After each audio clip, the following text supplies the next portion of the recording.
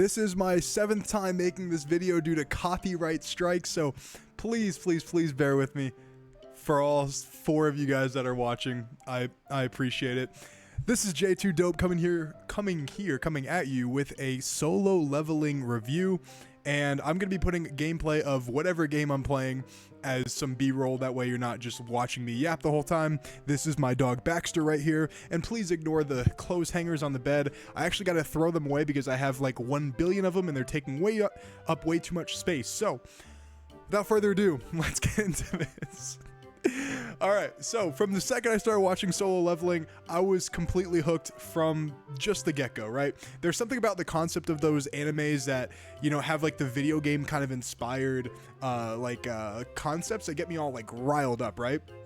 It's probably because my life is absolutely awful in real life, so I can live vicariously through these characters in a way that I don't actually have to do anything, and I can just lay in my bed with Baxter, of course, in some mega depression kind of modes and vibes, and just kind of follow along with them and just wish it was me. So yeah, by the way, this is going to contain some spoilers, so if you guys don't want to see those, please click off the video after you hit the subscribe button. Of course, I'm actually up to 12 subscribers, yo. That's actually crazy. And yeah, let's keep it going. This is my passion channel, by the way. So I really like making reviews or like video essays or just anything I'm passionate about. I'm gonna be putting it on this channel. Because honestly, that's the kind of things I like the best. I like breaking things down. I have another channel for a card game where I was really good at like breaking things down like gameplay wise, but I want to do that here more so with like video games, TVs, movies, animes, things like that. So yeah, if you like that, feel free to subscribe. Anyway, I always want to start J2 Dope off with some positivity, what I like from whatever it is I'm reviewing. So the author of Solo Leveling doesn't give a fuck about pacing of the story in terms of they don't like kind of waiting to get into the action, right? They go straight to the point, which is really refreshing because one of my favorite animes is One Piece, of course. And, well, of course, yeah, you can see the tattoo right here. And they take forever to get into anything. I remember I saw this meme the other day. It was so funny. It was like, what do you mean the pacing of One Piece is bad? And it shows like Luffy and Zoro getting stuck like between a building and Water 7 for like 7 episodes in a row, or like Sanji getting like dying of a nosebleed in what is it called, Fishman Island, for like 20 episodes. Like, oh my god, like that shit is actually painful. But I think this anime does a really good job of just getting to the good parts, and that's pretty much what people come there for. Even though myself personally, I prefer a story rather than fights, which is why I don't really like Dragon Ball Z that much, because I don't think the story is that great and it's just fighting. But Solo Leveling has a good enough story and great fight scenes, and the pacing is good to get into that, right? So Solo Leveling, you get right into the thick of it, no Diddy, of course, and this is just for obviously season 1. Now season 2 is coming out at the end of this year, from what I've heard. If you're hopefully you're watching this, you know, as soon as this video airs. But I haven't seen season 2 yet, and I haven't read the web novel. I'm gonna call it a manga though. I know people probably don't want to call it that, but this is just off of season 1, and I will say the series does a great job of just keeping you entertained while fighting some really cool dungeons, having really great animation. I can't show it, of course, because copyright is a bitch, of course. And yeah, I already hinted at it earlier too, but the plot for this anime is just really freaking cool. You follow Jinwoo, who is the weakest hunter in the entire world, and he has to enter dungeons way above his strength level to pay for treatment for his sick mother. So it's a pretty good plot line, gives you something to root for. And the interesting part about the plot that I really like I think I like this the most out of everything, is the fact that the world of hunters and dungeons and magic is blended with the real world in terms of how it's shifted the economy and the overall structure of the world itself, right? So the rich and powerful are very powerful still, but they're not as powerful as, let's say, an S-class dungeon or hunter. I'm sorry, I was about to say dungeoneer like it was RuneScape.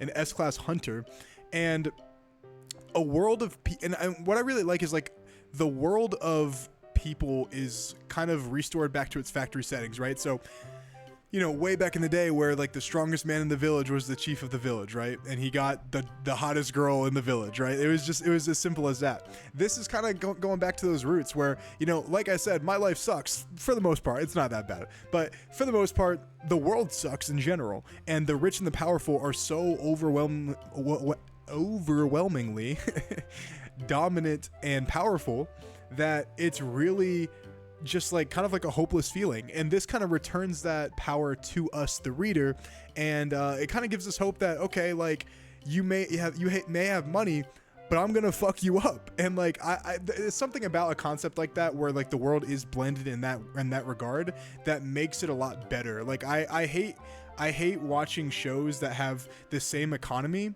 and like the same world structure, but they have like superpowers. Like it just doesn't make sense. I think The Boys does a really good job of that too, where it's like they have like the superheroes get away with pretty much everything because they pretty much can't really be contested other than like Homeland, or by like normal people for the most part.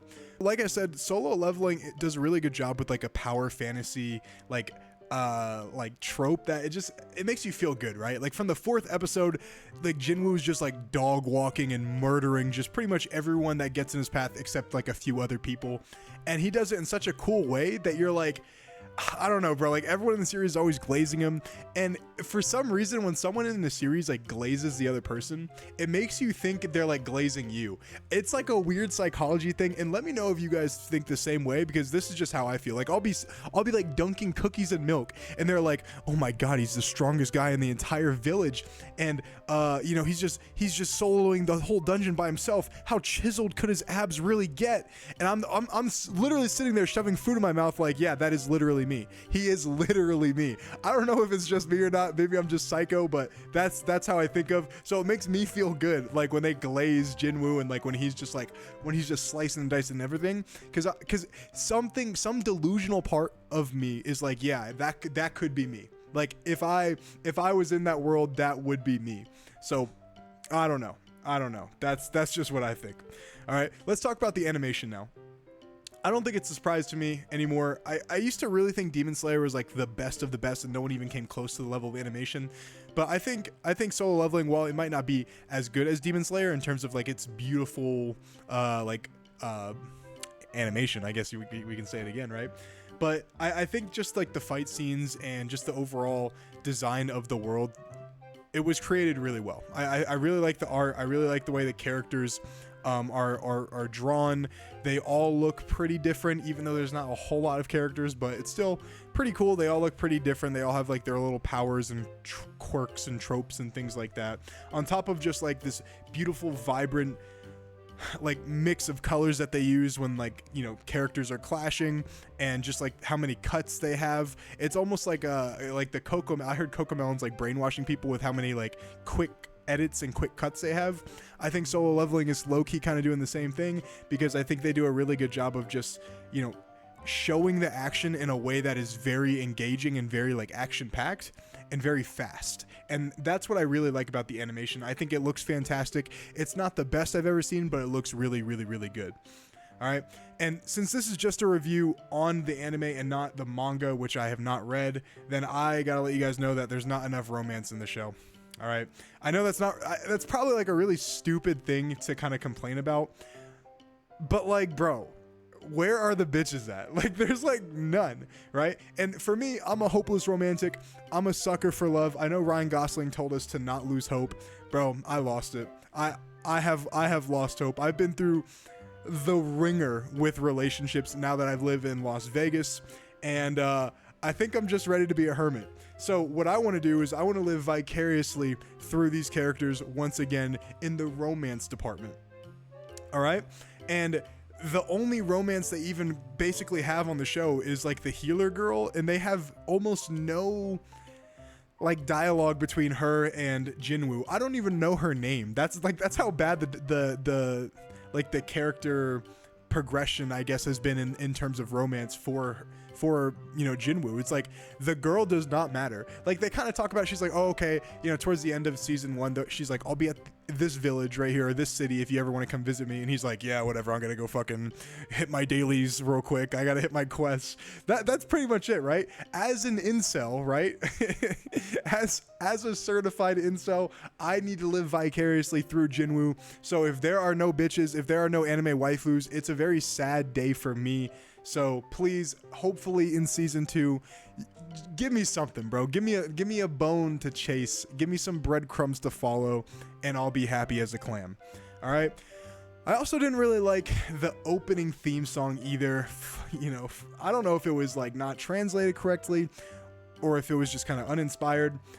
All I know is there's nothing that can really compare to like Fighting Dreamers from the OG Naruto. You know, we are fighting.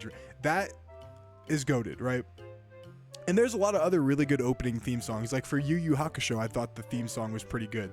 This one was awful. Like I never wanted to listen to the opening theme song, and if I did, I'd fucking claw my hair out, because it's just not. I don't know. It just didn't feel. It was not fun to listen to at all, right? So I'm hoping season 2 can change the theme song now that they have some success, and now hopefully have more of a budget to change their theme song, right? So unfortunately, since this is still season 1, I can't talk too much about the character progression, as it hasn't really progressed just yet. Even though the story is progressing pretty fast. I wonder how many seasons there's actually going to be. In my opinion, it's looking like a 3-season anime, honestly, like at best. Like maybe they can even end it in season 2, depending on how fast they put it or how many episodes. But based on what they have now, it doesn't look like they're doing a great job with character progression, because realistically, there's only 2 characters in the show. There's Jinwoo, and then there's the guy that owns the construction, whose dad owns the construction company. And then there's the healer girl. And then there's like the S-class hunters that I'm pretty sure they've only said their name like once or twice. So yeah, not a whole lot of characters. I don't necessarily like that. Of course, coming from One Piece, it's kind of, I mean, with, you know, the whole show being characters, it's kind of difficult to like compare to that. But at least give us like a few, right? Like even Yu Yu Hakusho had like 7 to 10 characters that were like really important. You don't have to have, you know, 10.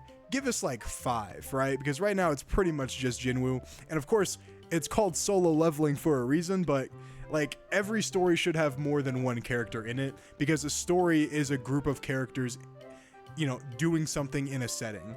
So like just having one character and everyone like revolving around him, I don't think is that great for a story. But hopefully, like I said, they still have plenty of time to change it. I could be wrong on that in that regard. Who knows? And I think the last complaint I have is they didn't necessarily dedicate a whole lot of screen time to the villains. Like I said, this kind of goes off of like what I was talking about earlier, but they didn't dedicate a whole lot of screen time to like the S-class hunters that you are soon to fight, and it doesn't really give you a whole lot of like anticipation now. And they also haven't really, and now that I think about it, this is like I actually I have like a script I'm kind of like following a little bit, but kind of going off on a tangent whenever I feel like it. But now that I think about it, they also didn't dedicate a whole lot of time to really showing how much Jinwoo has really even progressed in terms of like his power level. They give you like estimates. He's like, I should be like a B class right now, maybe, but like there's not really a good way to tell, because he's beating people that are like way above his skill level or his rank. Like for example, like the Red Commander, he like that guy was like way stronger than Jinwoo. So like him beating it, a little bit of plot shield doesn't really give us a good like a good way to like gauge his progression, and I don't really like that. But also, like, while we're on that topic, I don't think they dedicated a whole lot of screen time to, like I said, the villains of the series. Like, the S-Class Hunter, apparently he's coming for Jinwoo, but, like, we haven't really seen any type of... Like, we've just seen people talking about, like, hey, this guy's coming for you. But, like show us. Like, don't tell us, right? That's like a famous trope in writing. It's show us, don't tell us. So if this guy's coming for you and he's supposedly dangerous, show us what he can do. Show us like fucking up another A-class hunter, right? That's just like good writing, honestly. So yeah, I mean, that, I don't know. I feel like that's what I would do if I was writing the story. And overall, I think I would rate Solo Leveling on my Jomometer. I think that's pretty clever, actually, Jomometer. I think I'm gonna start using that. An 8 out of 10, right? It fulfills the power fantasy I desperately crave. It has really cool fights. It has good animation that makes it entertaining to watch, but the lack of love story to fulfill my incel fantasies, the lack of characters other than Jinwoo, and the bad opening theme song, and the lack of foreshadowing, I can't rate it higher than an 8. It's still an awesome anime. It's still worth a watch if you want to recommend it to your friends. I recommend it. It's been really good. I might rewatch the whole season 1 before season 2 comes out. Even though actually, you know what? I probably won't do that because it's like nothing really happened. It's just him grinding, basically. It's like watching like a New World stream. But yeah, I don't think I can rate it higher than an 8. I think 8 is actually pretty generous. You could make it an argument that it's like a 7 or a 7.5, but because I was hooked on it right away and I like the concept, I'm gonna give it an 8. But let me know what you guys think. And this has been J2Dope, and I'm signing out. Peace.